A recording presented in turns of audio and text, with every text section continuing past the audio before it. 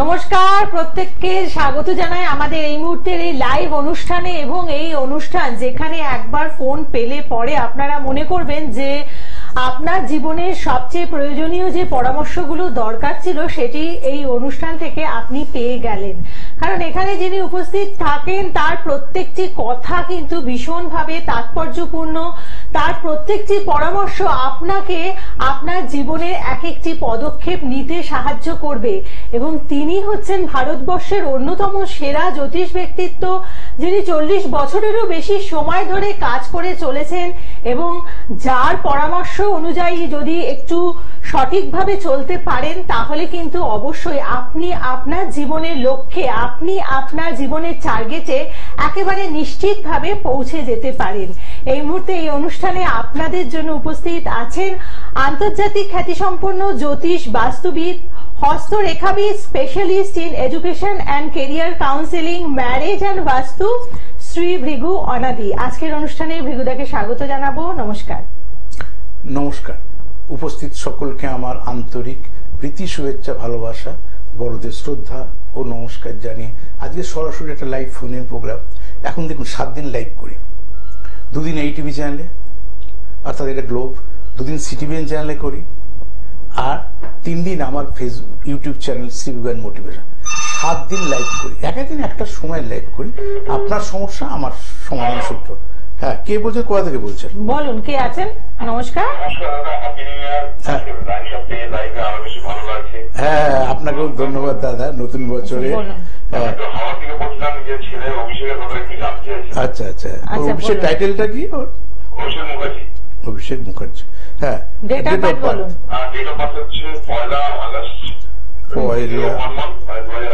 পয়লা August 2000।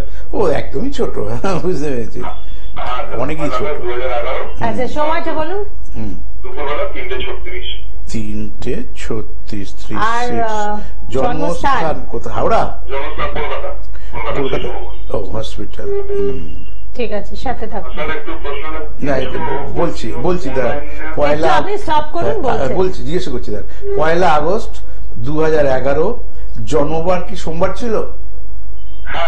হ্যাঁ, আর 15:36 মানে 3:36, জন্মস্থান কলকাতা, হসপিটাল। এইগুলো আগে পারফেক্ট করে নি, তাহলে গিয়ে তারপরে গিয়ে অ্যান্সার দিতে সুবিধা হয়, বুঝলেন না কথাটা?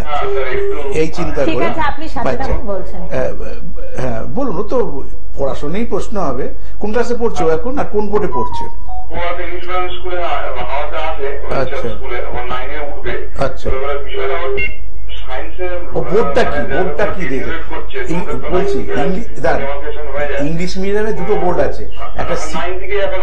হ্যাঁ, ওটা কি তাহলে দাদা আপনি দেখুন, আমি বলছি তো, আমি ও আইসিএসসি বোর্ডে আছে তো, কারণ সিবিএসসি বোর্ডে 9 থেকে নেই, কিন্তু আইসিএসসি বোর্ডে একমাত্র 9 থেকে আর্টস সায়েন্স কমার্স বিভক্ত হয়ে যাচ্ছে, তাই না?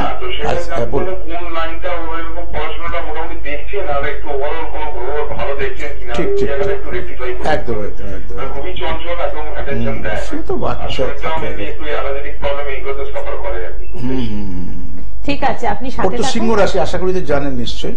আচ্ছা, ওর হ্যাঁ সব থেকে খারাপ গ্রহ যেটা কেতু নিচস্থ, রাহু নিচস্থ। ওই অ্যালার্জিক প্রবলেম ডিউ টু এই কেতুর জন্য। আর প্লাস অ্যালার্জি শুধু না, ওকে খাওয়া দাওয়া, যেমন ইলিশ মাছ, চিংড়ি মাছ, যে খাদ্যের মধ্যে অ্যালার্জি ভাব বেশি, এগুলো খাওয়াবে না। ওর ব্রাশ থেকে, পেস্ট থেকে, সাবান থেকে বা গামছা সব ওরা আলাদা করে দেবেন, এটির মাথায় রাখেন। অ্যালার্জি এমন জিনিস না, অনেক সময় অনেক ডাক্তার আসে ইঞ্জেকশন দিতে বাধ্য হয়, এরকমও টাইপের হয়ে যায়। অ্যালার্জি সাংঘাতিক, টু ডেঞ্জারাস জিনিস, কারণ অনেকের অনেক রকম ভাবে অ্যালার্জি তৈরি হয়। আর ওর অ্যালার্জির প্রবণতা কিন্তু কমবে না, ওটার নেচারটা যেহেতু নিচস্থ আছে। আর একটা জিনিস বললেন, এটা বড় হলে কি হবে, ওকে সারা জীবন বোঝাবেন কেউ কিছু দিলে তুই খাবি না। কেতু কি করে, খাদ্যের মধ্যে দিয়ে বিষক্রিয়া করে, আর কিছুতে কামড়াতে পারে। তা কামড়ানো থেকে কনসাস থাকা যায় না, আমি এখান থেকে বেরোচ্ছি, কুকুর কামড়াচ্ছি, কি করবো, সেটা থেকে কিছু করা যাবে না। কিন্তু কেউ কিছু যদি দেয়, ও যেন না খায়, বা ও যেখানে একা নিমন্ত্রিত, বা কোনো বন্ধু বান্ধব, ওখানে ইংলিশ মিডিয়ামে কি হয়, আমরা জন্মদিন পালন করি, চকলেট নিয়ে যাচ্ছি, এটা নিয়ে যাচ্ছি, মিষ্টি নিয়ে যায়, কেক নিয়ে যায়, নিয়ে গেলে বলবেন সব তুই দিলে নিয়ে আসবি বাড়িতে, ওখানে কিছু খাবি না, বাড়িতে আপনি জলে দিয়ে দেবেন, ওকে ওর মতন খাওয়াবেন। কেউ কোনো দিয়ে খাওয়া খাবে কেন, রোজ রোজ ঘটবে না, কোনো 1 ঘন্টা মিনিট সেকেন্ডে হয়তো হবে। তো দেখা হয়তো মাধ্যমিক যখন দিচ্ছে তখনই হয়তো একটা দুর্ঘটনা ঘটলো, আপনি তো জানেন না কখন ঘটবে। আর ওইভাবে ডেলি রুটিনের মধ্যে ওরভাবে জীবনযাপন করা যায় না। ওই জন্য অ্যাওয়ারনেসটা যে ঠিক ঠিকভাবে প্রথম থেকে রাখে, আর আপনি গাইড করছেন যখন, আপনি যদি বোঝেন, সেইভাবে খেয়াল রাখবেন। এটা কিন্তু একটা অনেক বড় মাইনাস পয়েন্ট।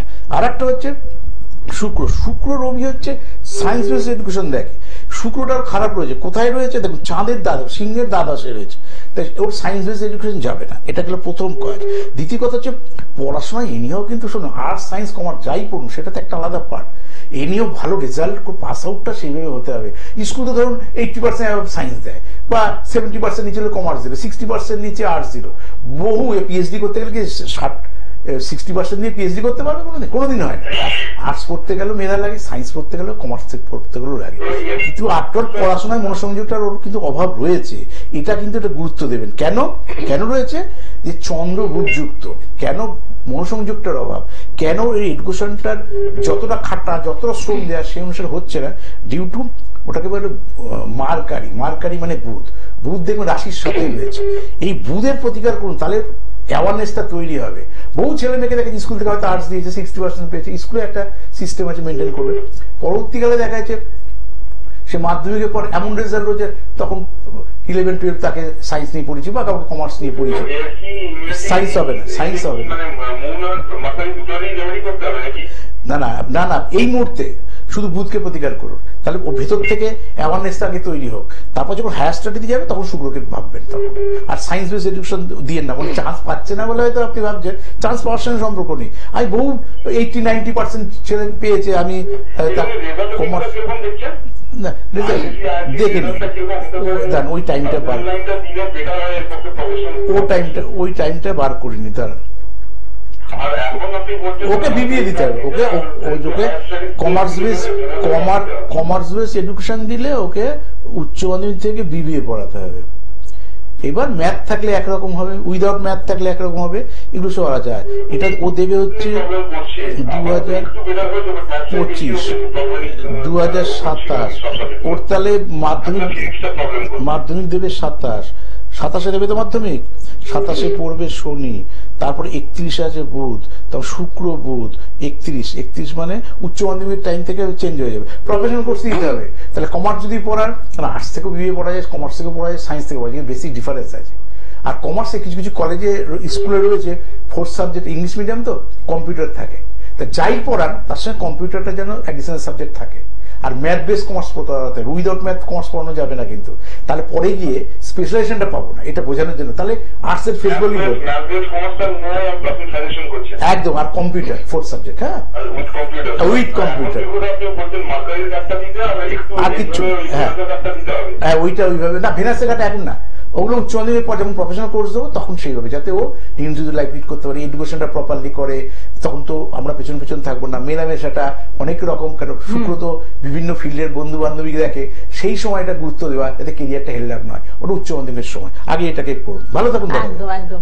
এবং আপনি হয়তো একেবারে সঠিক সময়ে ফোন করেছেন, ক্লাস 9-এ পড়ছে, তো শ্রীভৃগু অনাদি মানে এরকম একটা ডিটেইলড এক্সপ্লেনেশন, যেখানে আপনার প্রত্যেকটি প্রশ্নের একেবারে পুঙ্খানুপুঙ্খ উত্তর কিন্তু এই লাইভ অনুষ্ঠানে আপনি পেয়ে যাচ্ছেন, কিন্তু আরো ডিটেইলিং এক্সপ্লেনেশন দরকার। এবং সে কারণে আমার মনে হয় একটু চেম্বারে আসলে পরে আরো কিছু ব্যাখ্যা নিয়ে তারপরে আপনি ডিসিশন নিন। নিশ্চয়ই আপনার সন্তানকে আপনি জীবনে এস্টাবলিশড হতে সাহায্য করতে পারবেন। এবং আরেকটি বিষয় হচ্ছে যে যেমনই মেধার থাকুক না কেন, একটা খুব ভালো ব্যাপার যেটা ভৃগুদার ক্ষেত্রে দেখে থাকি, ভৃগুদা কিন্তু সেই অনুযায়ী তাকে গাইডলাইনটা দিয়ে দেন।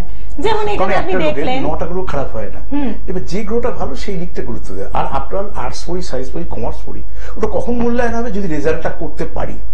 তাহলে পড়াশোনার পেশেন্সটাই যদি কম থাকে, তাহলে তো কোনো বিষয়টা আমার জন্য প্রযোজ্য। ধরুন ওকে কোনো স্কুল ভালো লেগে ভালোবেসে এমনি দিয়ে দিল সায়েন্স পড়ুন, সায়েন্স কি মাথায় নিয়ে ঘুরবে? সায়েন্স পড়ে কেরিয়ারটা তৈরি করতে হয়। তাহলে আমাকে তো কেরিয়ার ওরিয়েন্টেড এডুকেশনটা করতে গেলে আইডিয়াল সাবজেক্ট যেন ডিসাইড করতে হবে, আইডিয়াল গ্রোটাকেও প্রতিকার করতে হবে, যে কোন গ্রোটা ওর কেরিয়ার তৈরি হতে সাহায্য। এখন হচ্ছে এডুকেশনটা প্রপার না হলে তো পরে কেরিয়ারের প্রশ্ন নেই। কেরিয়ারের রুটটা হচ্ছে উচ্চ মাধ্যমিক থেকে, ন্যাচারালি এখন থেকে, প্লাস হচ্ছে ম্যাথটাও ভালো হবে যদি মার্কেটটাকে পাওয়ার দেয়। আরো অনেক কিছু বলার আছে, যেরকম নামের স্পেলিং, তার বাবার নামে প্রথম অক্ষর, মায়ের নামে প্রথম কত নম্বর সন্তান, ওর হাতের ছবি, তারপর হরোস্কোপ, এইগুলো সমন্বয় কংক্রিট একটা রেজাল্ট। আমি যেভাবে দেখি চেম্বারে এলে সেরকম ভাবে, কারণ পারমানেন্ট ওর জীবন প্রচুর পড়ে রয়েছে বাচ্চাটার।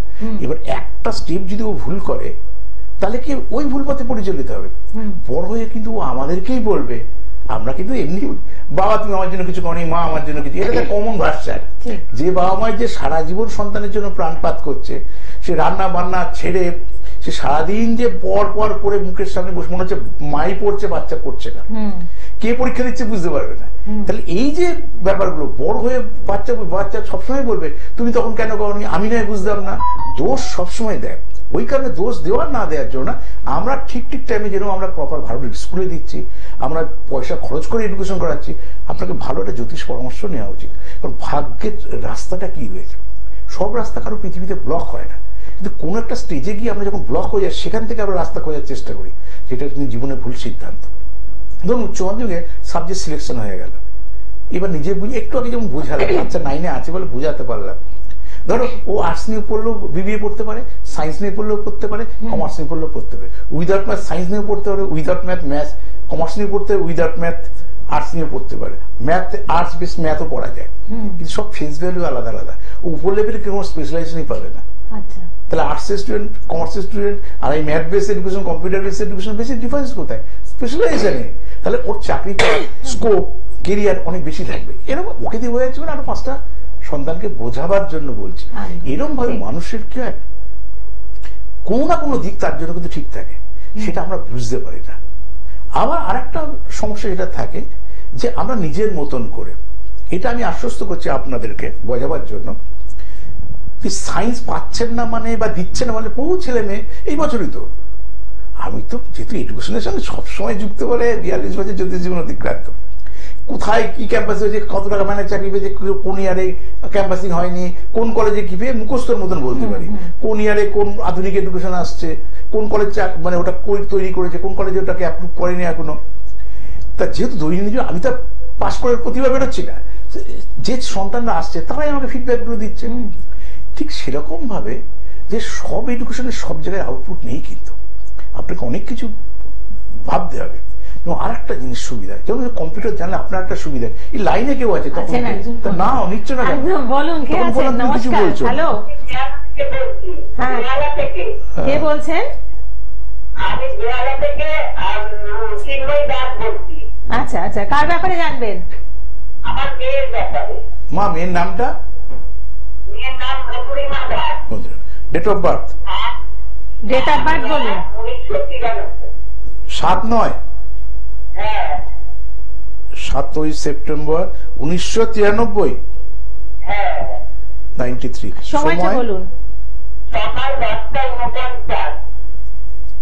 49। হ্যাঁ, জন্মস্থান? গোয়ালা। হসপিটালে না নার্সিং হোমে? না, হসপিটালে। তাহলে 7ই সেপ্টেম্বর 1993, 10:49 সকালবেলায় বেহালা। আচ্ছা, মঙ্গলবার ছিল জন্মবার? মঙ্গলবার।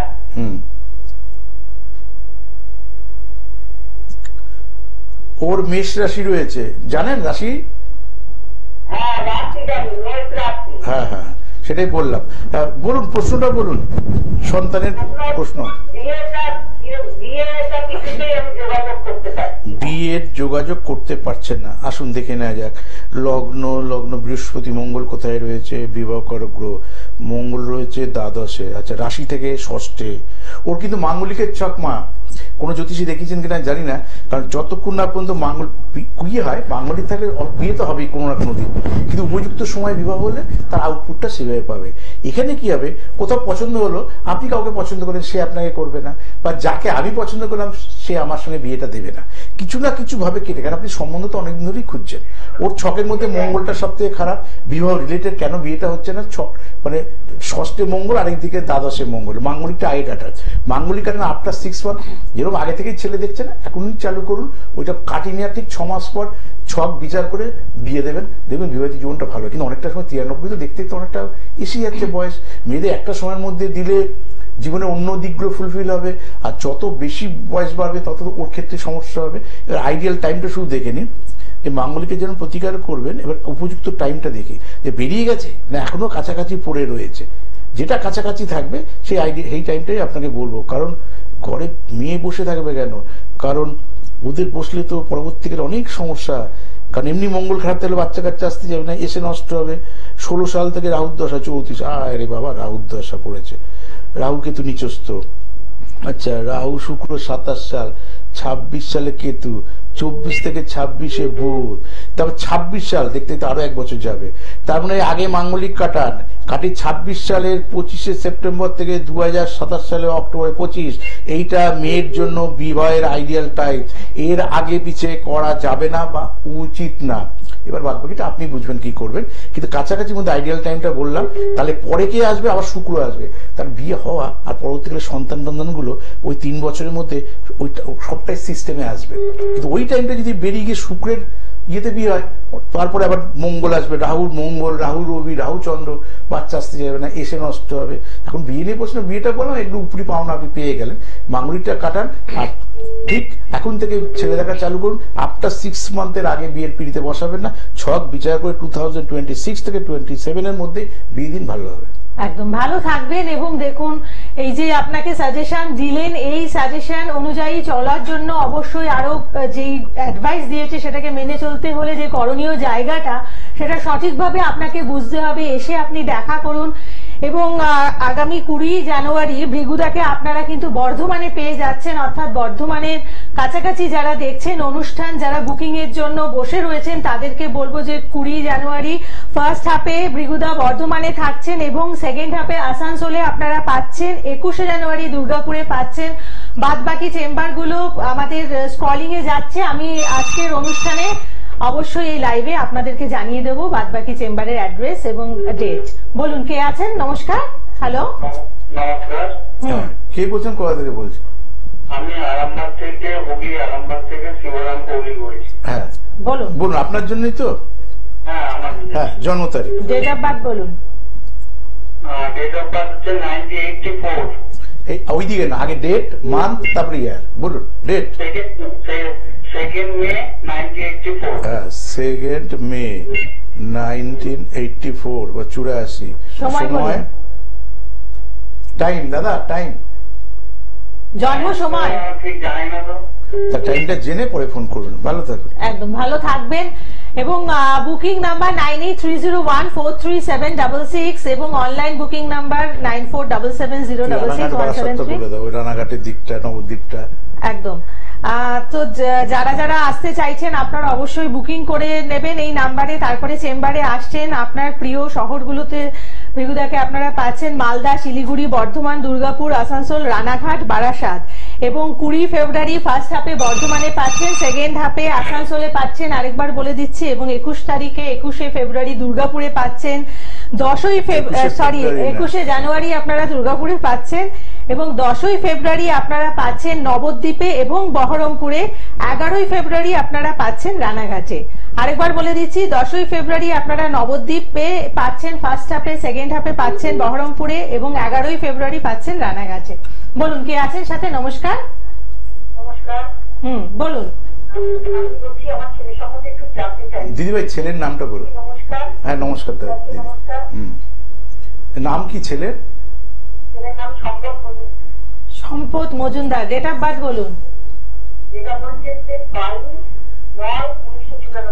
22/9/1994। সময়টা?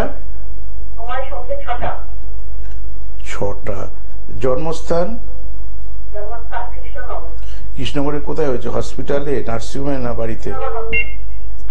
হসপিটাল। কৃষ্ণনগরে হসপিটাল। প্রপার কৃষ্ণনগরেই থাকেন? ও আচ্ছা আচ্ছা। বৃহস্পতিবার ছিল জন্মবার?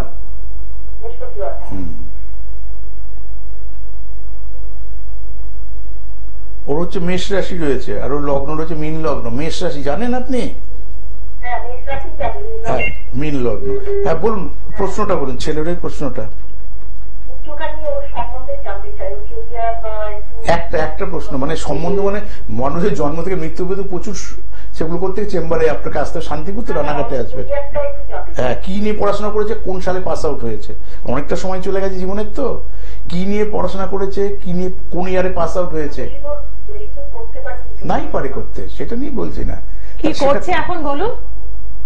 এখন একটা ওষুধের লাইনে একটা কাজের সঙ্গে যুক্ত আছে। তাহলে সেটা বলুন যে ওষুধের লাইন থেকে কোনো ইমপ্রুভমেন্ট হবে কিনা, নাকি রুমটার লাইনটা চেঞ্জ করবে কিনা, কিংবা কোনো ব্যবসা করবে কিনা, এইটাই তো প্রশ্ন দরকার। নাহলে প্রথম থেকে শেষ অবধি কোন দিকে ধরবো, কোন দিকে বলবো? আসুন প্রথমত দেখিনি ওর মেষ রাশি কেতুযুক্ত, মীন লগ্ন, এ তো চাকরি একটা সার্ভিস ওরিয়েন্টেড জব, মানে টার্গেট দিল ওকে একটা তার মনে স্যালারি দেবে, স্যালারি থেকে বেরিয়ে আসতে হবে যদি জীবনে কিছু প্রতিষ্ঠা পেতে হয়। কারণ বুধ শুক্র ওর লাইফের অ্যাচিভমেন্ট দেবে, বুধ শুক্রটা সব থেকে ভালো রয়েছে এবং সপ্তমে রবি রয়েছে। রবি মান সম্মান খ্যাতি প্রতিপত্তি এই যে অভিজ্ঞতা অর্জন করছে, অনেক বছর ধরে তো কাজ করছে, ও পরবর্তীকালে ওকে ব্যবসা করতে বলুন, এই সেক্টরে ব্যবসা করতে বলুন, এই সেক্টর মানে যে লাইনে রয়েছে এই সেক্টরে ব্যবসা করতে বলুন, ব্যবসা থেকে সেই ফ্লোটা আসবে। শুধু কাছাকাছি টাইমটা বলে দিই কোন সময় থেকে চেঞ্জটা আসবে। ওকে 2025 সালে নভেম্বর থেকে, তার আগে না, এই টাইমটা মানে আর তো 8-10 মাস ধরে নিন, এই টাইমটা আর কিছুদিন ওই স্যালারি ওরিয়েন্টেড জব করুক, আস্তে আস্তে পয়সা জমিয়ে এইখান থেকে নিজে কিন্তু ব্যবসায় চিন্তা ভাবনা করুক।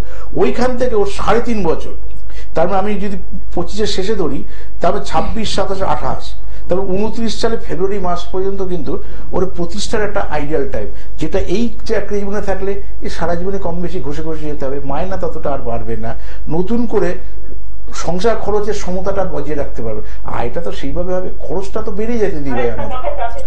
আর এই শুনলেন না আমার একটা কথাতে চলে যাচ্ছে, এইটা মুশকিল। দেখুন 11ই ফেব্রুয়ারি রানাঘাটে চেম্বারে ভৃগুদা থাকছে, সেখানে এসে আপনি ডিটেইলিং এ আলোচনা করুন, কারণ জীবন নিয়ে যখন জানতে চাইছেন অনেক কোয়েশ্চেন আপনার রয়েছে, সেটা তো এই লাইভে আলোচনা করা সম্ভব নয়। আরেকবার জানিয়ে দেবো যে 10ই ফেব্রুয়ারি আপনারা নবদ্বীপ এবং বহরমপুরে ভৃগুদাকে পাচ্ছেন, 11ই ফেব্রুয়ারি রানাঘাটে, এবং তার আগে জানুয়ারি মাসের 20 তারিখে বর্ধমানের চেম্বারে পাচ্ছেন, এবং সেকেন্ড হাফে মানে 20 জানুয়ারি সেকেন্ড হাফ আসানসোলে চেম্বারে বসছেন। 21শে জানুয়ারি আপনারা দুর্গাপুরে পাচ্ছেন। বুকিং নাম্বার 9830143766 এবং অনলাইন বুকিং নাম্বার 9477066173। এই নাম্বারে বুকিং করে আপনারা আসুন বিভিন্ন চেম্বারে। আর বাকি চেম্বারগুলো যেমন আপনারা স্ক্রলিং এ দেখছেন, যেমন বুধবার করে রাসবিহারীর সৌভাগ্য চক্র চেম্বারে পাচ্ছেন, শুক্রবার শিয়ালদহর চেম্বারে 2 থেকে 4টে পাচ্ছেন, এবং শনিবার থাকছেন হাওড়া ময়দানের চেম্বারে 11টা থেকে 2টো, বুধবার পাচ্ছেন শেওড়াফুলিতে 11টা থেকে 2টো, আর প্রতি রবিবার ও বৃহস্পতিবার করে পাচ্ছেন ভৃগুদার নিজস্ব চেম্বার খড়দহতে বিচি রোড মডার্ন বাস স্টপে 10টা থেকে 4টের মধ্যে। এবার মানে এই শিডিউল ফলো করে আপনাদের পছন্দ মতো বা আপনাদের সুবিধে অনুযায়ী চেম্বারে আপনারা পৌঁছে যান, কিন্তু আগে একটা বুকিং করে নেবেন। এবং ভৃগুদা একদম অনুষ্ঠানের শেষে এসে একটা ছোট্ট প্রশ্ন, যেমন যাদের সামনে পরীক্ষা রয়েছে কিন্তু তারা হয়তো আপনার কাছে এসে পৌঁছতে পারেননি বা কিছু করে উঠতে পারেননি, তারা কি করবেন? প্রথম তাদের গার্জেন আসতে হবে, যাতে এই মুহূর্তে রিলিফটা এখন এই মুহূর্তে দরকার। তো একটা রোগ হয়েছে, আগে ডাক্তার কাছে যায়নি, জ্বরটা কমছে না, তাহলে এই মুহূর্তে ডাক্তারের দরকার জ্বরটা থেকে কি করে রিলিফ দেবে। হয়তো পরে ফলো আপ করলো যে এই জ্বরটা হয়তো ওই ইনফেকশনের জন্য হয়েছে, ওই জন্য ভ্যাকসিন নিতে করতে হবে, সেটা তো পরের ব্যাপার। ঠিক সেটা এই মুহূর্তে কি করে ওভারকাম করে, এই মুহূর্তে মাধ্যমিক, এই মুহূর্তে উচ্চ মাধ্যমিক, এই মুহূর্তে জয়েন্ট টেন্ডাস, ঘাড়ে নিঃশ্বাস ফেলছে, আর টাইম বেশি নেই, তাহলে এই সময় পরীক্ষাটা যাতে অ্যাটলিস্ট উত্তরাতে পারে তার জন্য যা করার করে দেবো, এইটুকু নিশ্চিত থাকুক। তারপরে এবার পার্মানেন্ট সলিউশনের জন্য আসতে হবে একদম। এবং এভাবেই একটা গাইডলাইন আপনাকে আপনার জীবনে একেবারে সবচেয়ে বড় অ্যাচিভমেন্টে নিয়ে যেতে পারে, এবং সেটা অবশ্যই হবে শ্রী ভৃগু অনাদির গাইডলাইন। আপনি ভালো থাকুন, আপনার পরিবার ভালো থাকুক। আজকের পর্ব এতটুকুই। নমস্কার। নমস্কার।